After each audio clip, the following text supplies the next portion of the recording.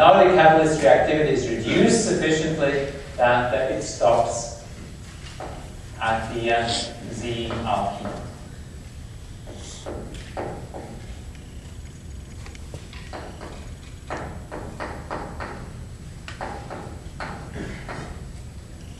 So we now have the Z2-pentene that's being formed here.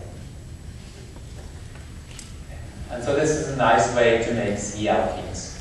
So it's our first stereoselective method for the generation of cis double bonds, in this case from triple bonds.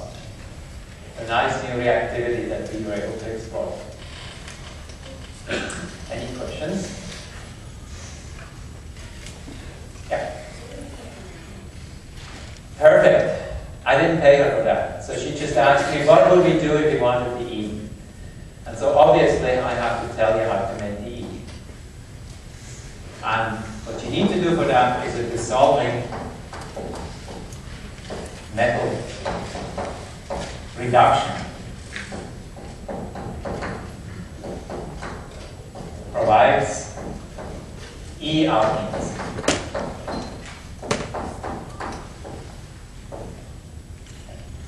Okay, so that is the answer to your question, and of course I'll give you an example for that. Let's do that again on our same starting material. So this also starts with the triple bond in 2-pentene that I'm using here. So a dissolving metal reduction will also be later on referred to as the so-called Birch conditions.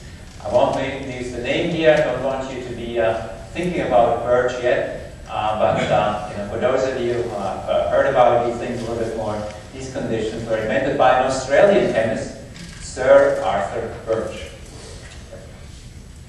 Like the tree, birch.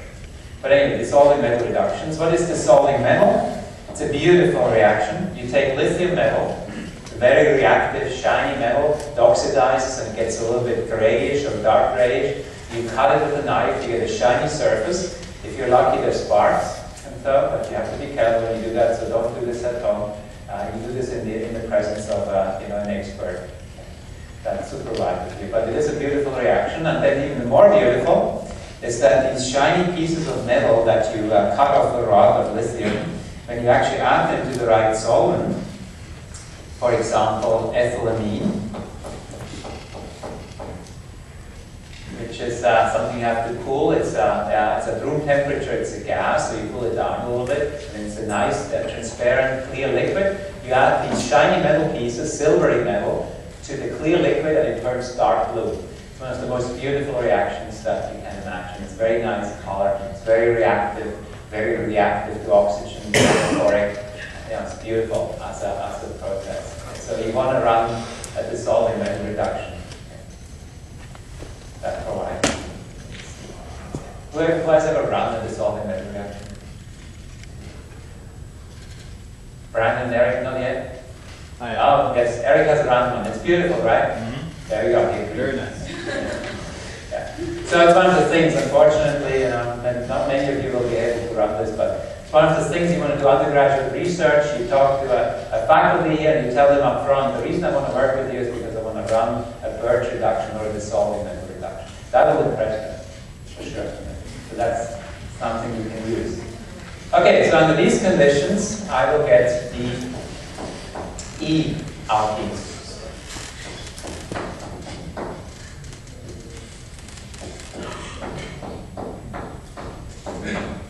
Okay, and of course, we'll look at how this works.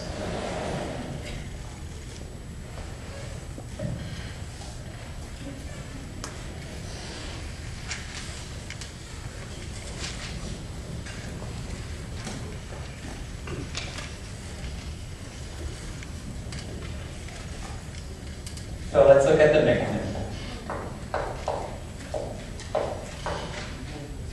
Okay, so lithium is dissolved, and it kind of solvates electrons in there. So their electrons at lithium plus are almost separated. I'm still going to use the electron in lithium, but in fact in ethylamine the reason we get blue color is because we separate lithium plus from its electrons. It's quite a nice dissociation reaction.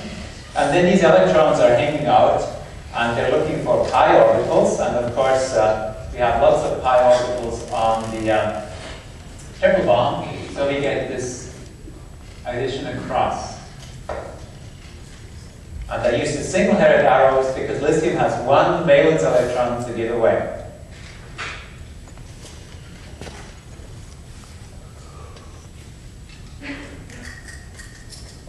And so what I generate now is an anion and the radical. And this is a negatively charged species, so I put the negative charge to the 2 electrons here, and this is known as our radical anion.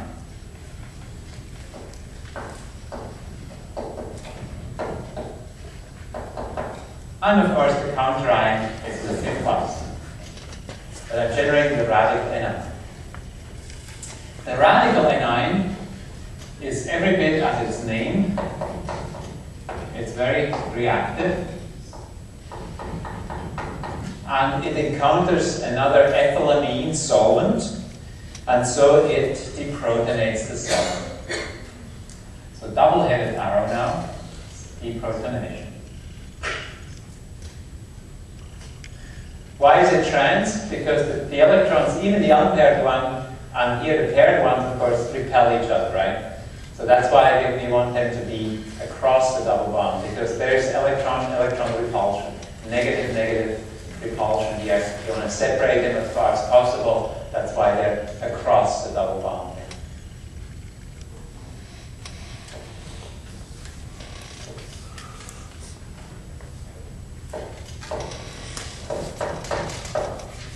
And the protonation occurs at the same place the orbital was. You just protonate that orbital, and what you generate here, of course, is minus lithium amine. In this case, ethyl amine. That's what's being removed here.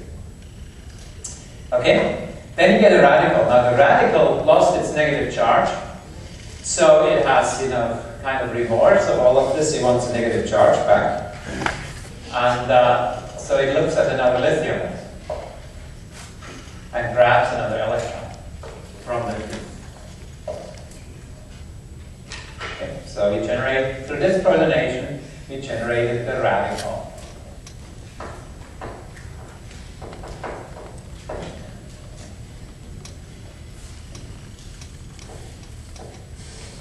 And so the radical gets an electron again.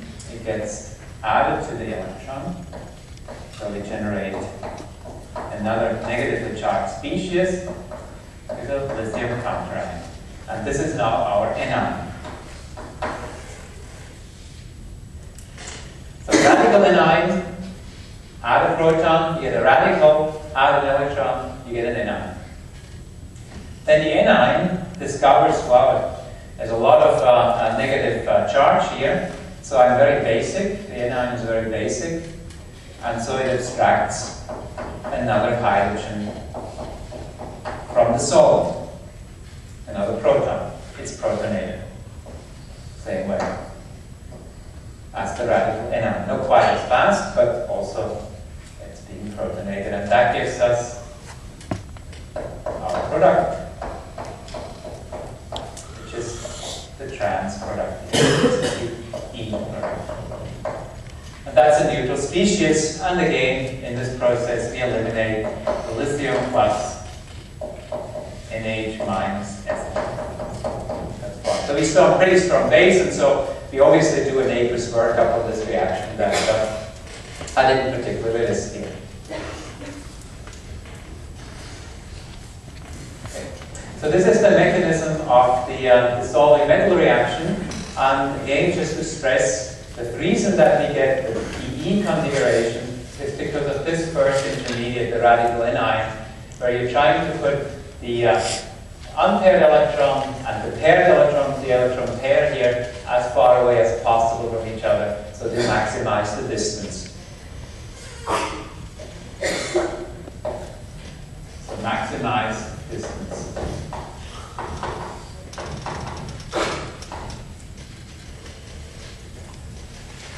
And that is the reason why we keep this orientation in our product after adding electrons and adding photons to this system. Okay, any questions?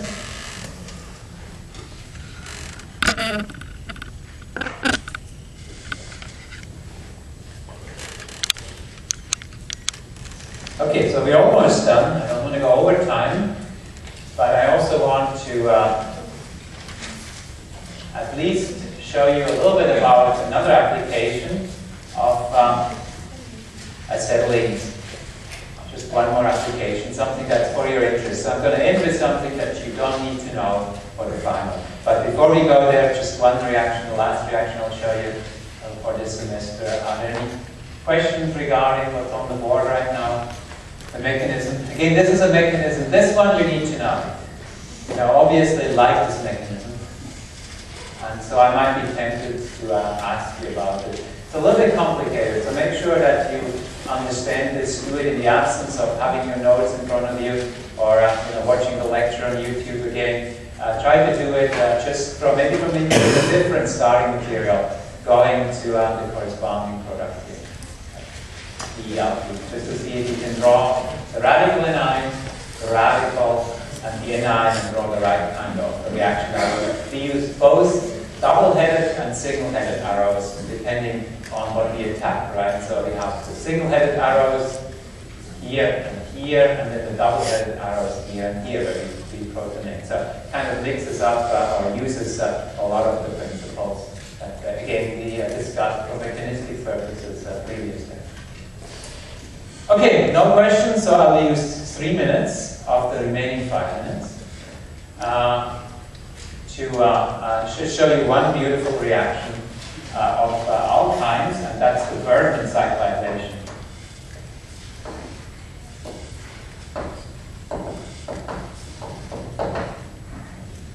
And so the Bergman cyclization, named after chemist Professor Bergman at Berkeley, uses a very interesting combination of our last 3 chapters or so. A system that contains a double bond and 2 triple bonds.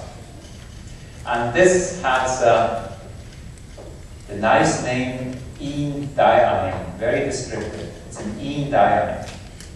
An ene because it's an alkene, and an ine because it contains a triple bond, and since it contains 2 triple bonds, it's a diene. So this is an ene diene. So you can imagine the great conversations that chemists have when they talk about things like that. What have you done with your ene diene, something like that. Well, Bergman heated it up. I've been heating it. And so what he noticed is that upon heating, if he had the right solvent, which I'll leave out just for time purposes, he got benzene. And he also noted that when he tracked things around, he noticed that there were an addition of 2 hydrogens across the benzene. And the reason for that was that he generated a diradical in the cyclization reaction. So he generates this diradical, which is then adding hydrogen atoms. And so if I draw the mechanism here, all I have to do is draw a separation of one of the bonds of the triple bonds to make a new single bond, and then I can draw the intermediate here that's shown here as the diradical. So this is a 1,4 diradical.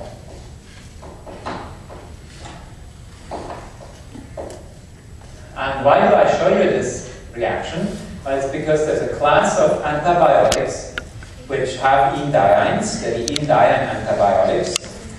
And so they occur in nature. They're very powerful. They generate, through the Bergman cyclization, they generate these diradicals. And then they go about extracting hydrogen atoms from DNA. So they kill DNA, bacterial DNA, fungal DNA, mammalian DNA, fortunately as well, by you take these radicals. So this is our aryl radical, and it goes via this pathway. It reacts with oxygen, generate the hydrogen peroxide. This is reduced to the hemi the acid now kicks out, and at this point we cleave the strand. And when you have one of these radicals do this, then our DNA repair enzymes come back in and fix it. They put it back together. If you have two radicals, you cleave both strands, and so this is an agent for double-strand DNA cleavage, which is a mechanism of action in biological systems. And again, this is the last thing I wanted to show you, just kind of correlating again that what you're doing here mechanistically is applied in nature. It's ubiquitous in the biochemistry that you might not be aware of. This particular interesting reaction is applied by microorganisms for defense purposes. Okay, so I'll have the review session on Saturday, and otherwise we'll definitely see us at one of the exams unless you go off-site. So good luck, and I'll see you later.